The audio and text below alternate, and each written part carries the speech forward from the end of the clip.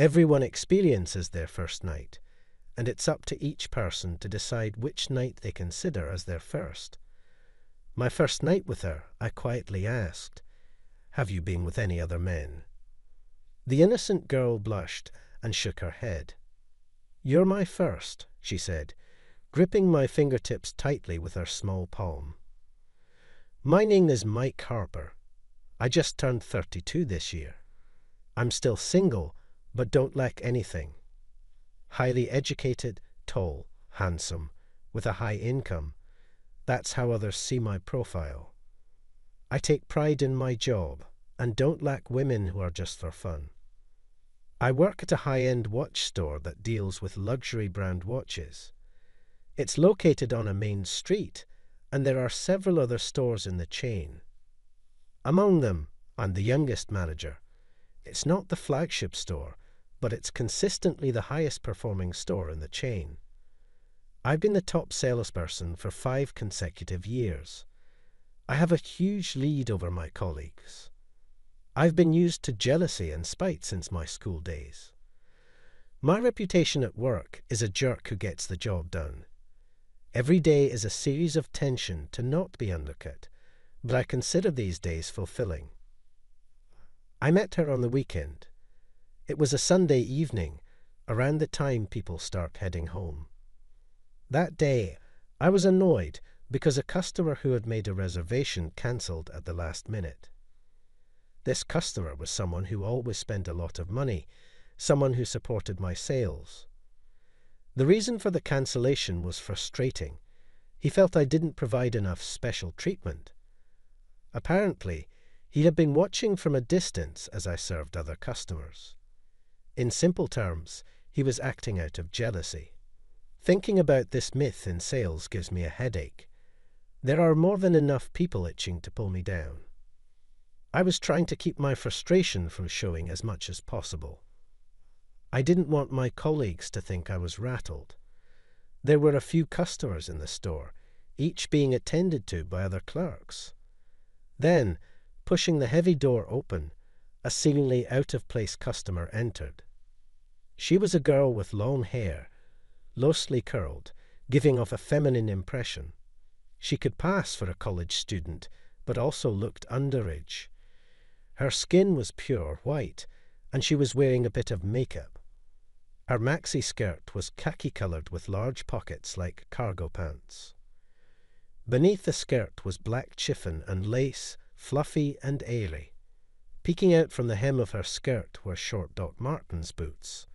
Her top was a grey hoodie. For a moment, she caught the eyes of the clerks and customers in the store. That makes sense. She was incredibly beautiful. So much so that some customers started whispering, "Is she a celebrity?" She walked towards me, seemingly unaware of the attention she was drawing, probably because I was the only one free among the staff. She smiled at me over the showcase. I responded with a professional smile of my own. In my mind, I thought she must be just window shopping. There are not many items in the store that a high school or college student like her could afford. Usually, they ask for the price, drop their shoulders, and then leave. Feeling irritable, I started to serve her somewhat teasingly. "Looking for something?" I asked.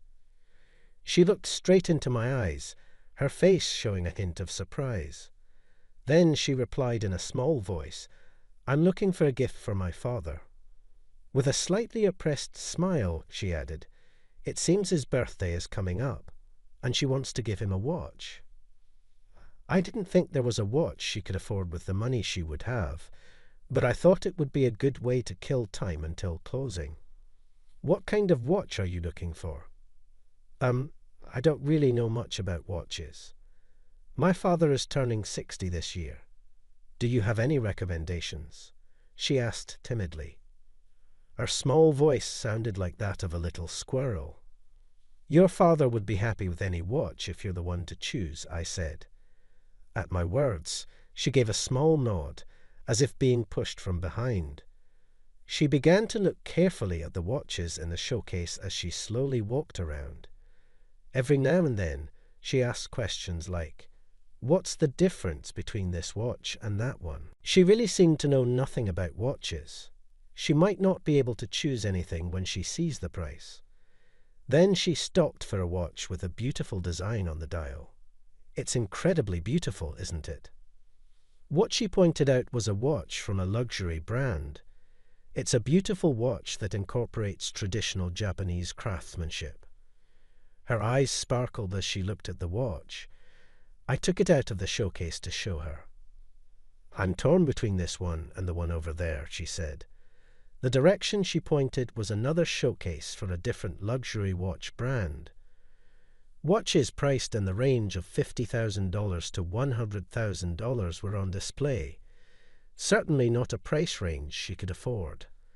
I was slightly irritated, thinking she was just a window shopper after all. "All of these watches are quite expensive," I told her, implying that she probably couldn't afford any of them. She didn't seem to notice my snide remark and innocently smiled back at me. "Which one do you prefer, Buddy?" Being suddenly called Buddy, I was taken aback. I'd never been referred to as Buddy before, as no one seemed to feel that close to me. She stared at me intently, noticing that I was unable to hide my surprise. "Oh, I prefer the watch with the exquisite craftsmanship." Even though I was planning to recommend the more expensive one, I ended up honestly suggesting the one I liked. Despite being cheaper than the other one, this watch was also priced at $111,000. When she heard my response, she seemed satisfied and nodded. "Then I'll take this watch, please," she said casually, as if she were purchasing some cute trinket. "Could you gift wrap it for me too?" She tilted her head. I silently nodded in response. "Ma'am, the payment. It's going to be quite a hefty sum." I gently showed her the price tag. Showing her the hefty price tags somehow made me feel a little guilty. She checked the price tag, then took off her small backpack and pulled out a paper bag.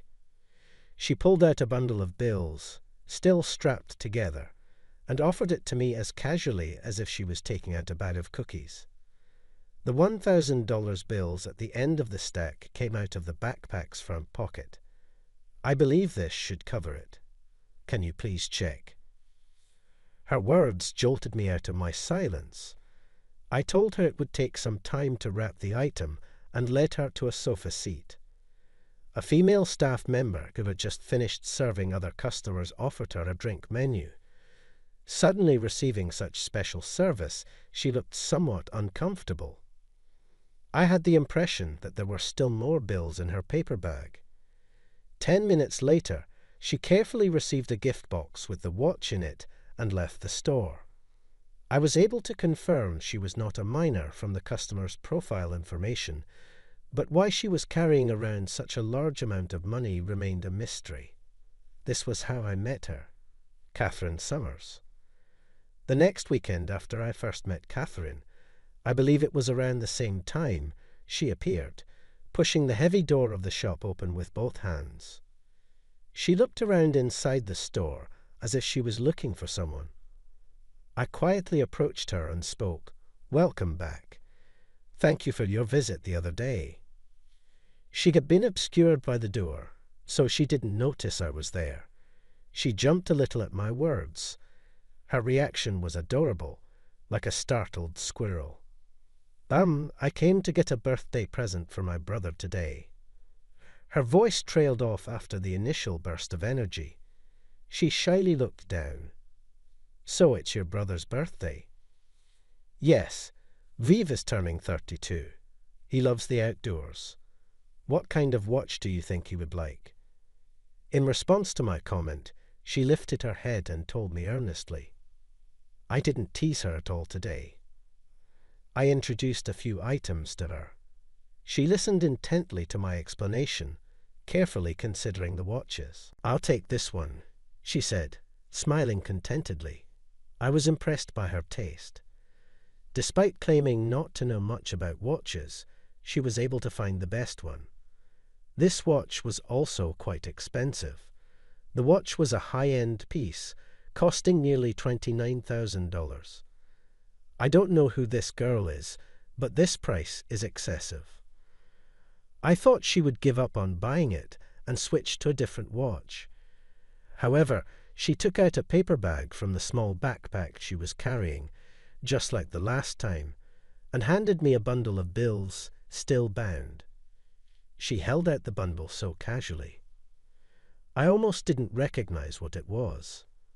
I took the bills on a velvet-lined tray and checked to make sure they weren't counterfeit as I counted. Of course, they were all real and crisp. She was sitting uncomfortably on the sofa, just like the last time. Who on earth is she? Surprisingly, she appeared at the store at the same time the next weekend. This is insane. This time, she said it was a birthday present for her mom. It didn't seem true at all. Where is she getting the money to buy expensive watches every week? I can't help but worry if the money is from a dangerous source. Have you considered getting something other than a watch for your mother's birthday? I suggested, trying not to offend her. I thought her parents might be worried if she spends so much money every week. At my suggestion, she looked a bit sad. With a deflated voice, she asked, "So, you figured out the birthday was a lie?" She hung her head in seeming shame. It almost felt like I was bullying her. I could feel the sharp glances from my colleagues. So the birthday story was a lie, I thought. I'm sorry for lying, but I couldn't think of anything else. She bowed her head deeply. I panicked when the customer bowed to me. You don't have to do that. I hastily touched her shoulder. She looked up and locked her eyes onto mine. Is there a way for me to see you without buying a watch? I've never been shown such direct affection before. I lost my words for a moment. In response to my silence, she continued, "It was love at first sight.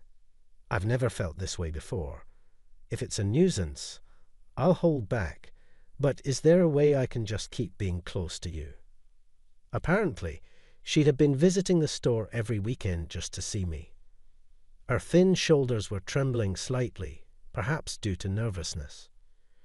You're welcome here any time, with or without a purchase. We're always waiting for you, I said, half professional, half genuine. It felt different from the usual courtesy I show to customers. There was a strange feeling about my own words. Thank you so much. Her tense expression softened instantly. From that day on, she started visiting the store every weekend. She would pop in without interrupting my work, exchanging a few words with me. She made friends with the store employees and would chat happily with them when I was busy. One usual weekend, at the usual time, she peeked in through the door. "Hello, Mike." "Welcome, Miss Summers." We've been repeating the same exchange for several weeks now. With her usual small backpack on, she greeted me with a beaming smile. The other employees would call out, "Welcome," and she would respond to each greeting by nodding her head. The next moment, stacks of bills rustled and fell onto the floor. It seems that the zipper of her backpack was coming undone, and its contents slipped out as she moved through the store. 3 bundles of money with bands around them, and loose $100 bills scattered across the floor, making me nervous. She was checking her backpack, saying, "Ha." I picked up all the money and handed it to her. "Do you always carry around this much cash? It's dangerous." I unintentionally sounded like I was scolding her. She took the money I gathered in both hands. "Thank you. I had a huge win today. Usually, I have much less," she said, smiling brightly. Why does she always carry around so much cash? The initial question I had for her came back to me. "Hey, how come you have all this money?" I wasn't speaking to a customer anymore. I felt like an older brother worried about his little sister. In response to my question, she gave me a puzzled look, as if it was completely natural to carry around a lot of money. On weekends, it's poker. There was a match with a really good player today, and the results were unexpected. I had a hard time processing her words. The words poker and the girl in front of me didn't seem to fit together. What she pulled out of her backpack was a card player magazine wrapped with a piece of cloth. There were markings that looked like she had passionately learned the strategies. I was speechless at the sheer contrast. She looked worriedly at me as I stood there stunned. Our eyes eventually met, and her eyes were a bit watery. I was taken aback and froze. "Are you disappointed? Do you hate me now?" Her slender shoulders were shaking, seemingly tense. I remembered seeing these shaking shoulders before. At this moment, I felt a strong need to reassure her, who was always so sincere to me. "I'm not disappointed. How about we go out for dinner next time?" Upon hearing my words, her tears quickly retreated, and a broad smile appeared on her face. She expressed her joy by jumping up to stand on her feet. "Promise? Don't just say such a thing." I wrote down my phone number and handed it to her, who was so excited already. I knew I probably shouldn't be doing this, but I hoped they would let it slide just this once. In fact, the other employees seemed to be turning a blind eye. She accepted the note with my number as if it were a treasure and smiled with joy. I can't forget the trembling voice of hers when she first called me on the day I first asked her out. She told me there was a place she wanted to go during the day. "If you don't mind, I'll tag along." The place she took me was a casino not too far away from the watch store. Apparently, there was a sizable tournament happening. These players are the real ones. For the record, I don't gamble. Not cards. No dice. No online stuff. Nothing. She looked genuinely happy as she raised her bet, looking like she knew what she was doing. "It feels like a dream being here with you, Mike." Looking at her sparkling eyes and joyous face, I found myself feeling happy as well.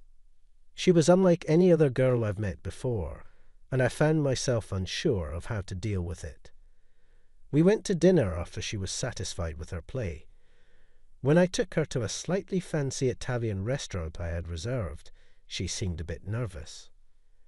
"Excuse me for a moment," I got a text. Her phone kept chiming with new text notifications during dinner.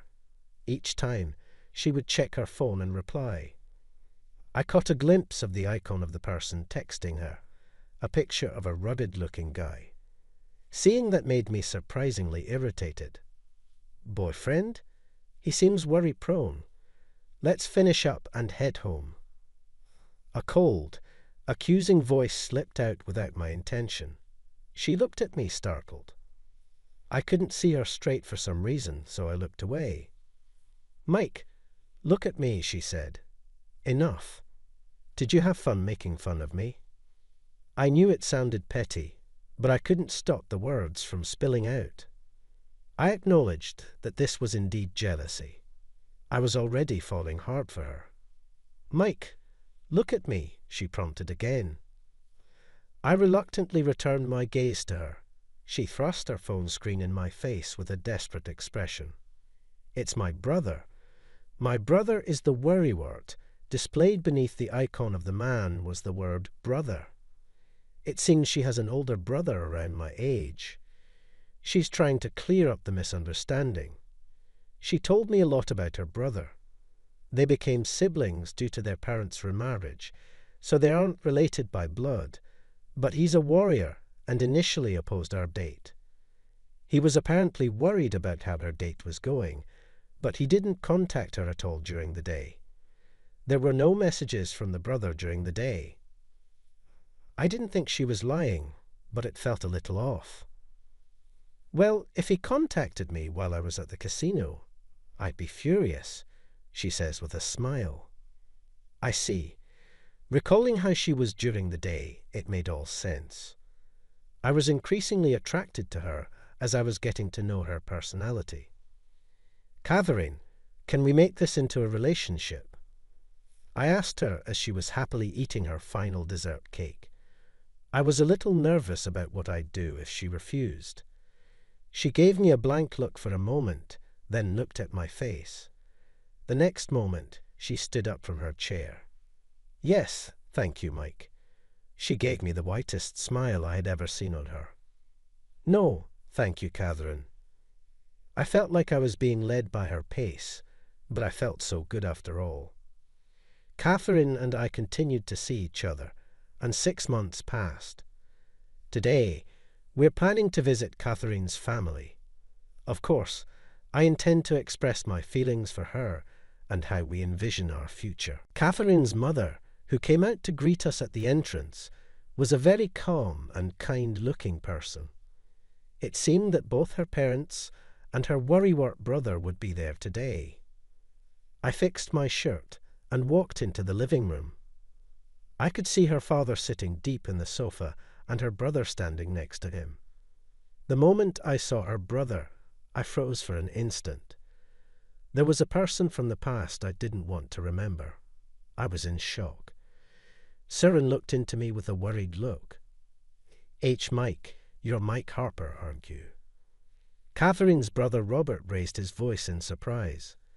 He was the last person I could ever face in my life, the one person who knew the past I least wanted Siren to know about. I started to break out in a cold sweat. I was born in Germany and moved back to the States when I was in grade 7. At first, I had a hard time fitting into the school. The persistent bullying instigated by the girls in my class deeply wounded me, who was just a regular vulnerable teenager.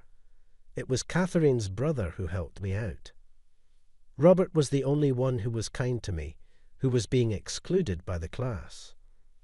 I betrayed such a kind classmate. The target switched from me to Robert, who was protecting me. That's how I got released from being the target, and I abandoned kind Robert. I joined the other classmates and bullied him. If I didn't, I would be left out again. It was fear that led me to betray Robert. In the end, whether this was the cause or not, Robert was not there after the summer vacation. He and his family had moved, and Robert got transferred to another school for the new semester. I had not seen Robert since then until this day. I am sorry, Robert. I just can't find the words to say. I wanted to run away from the situation and turned on my heels. I thought I would just run away. If Siren finds out what I did, she would be sad and very disappointed in me. I don't think I can stand it. Mike, what's the matter? As I brushed off her hand and headed for the door, Robert's voice reached my back. Are you going to run away again? Is that all you can handle? Robert's words made me stop in my tracks. I wondered what I would lose if I ran away from here. I knew I would lose Catherine. At the same time, I felt like I would lose something very important as a person. I closed my eyes tightly and motivated myself. Then once again, I turned around and showed my face in front of Robert. What? What should I do? I muttered like a child. Robert smiled in astonishment at my behavior. Don't be bound by such old things. I was a little surprised, but such coincidences happen, I guess. He chuckled and lightly tapped my shoulder just like he used to. Catherine looked on blankly, unable to understand what was happening. Robert explained to Catherine that we were classmates in school and had not seen each other since he moved away. Catherine looked surprised and glanced back and forth between Robert and me. Well then, there's nothing to worry about. The guys were friends, right? That's a good thing, isn't it?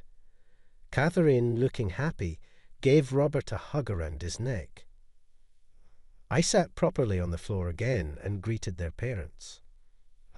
I recognize that greeting you all might be delayed, but I am Catherine's boyfriend, and we're in a serious relationship. I hope that we can get along, and that she and I can continue to nurture our bond. Catherine's father gently touched my shoulder as I bowed my head to the floor in greeting.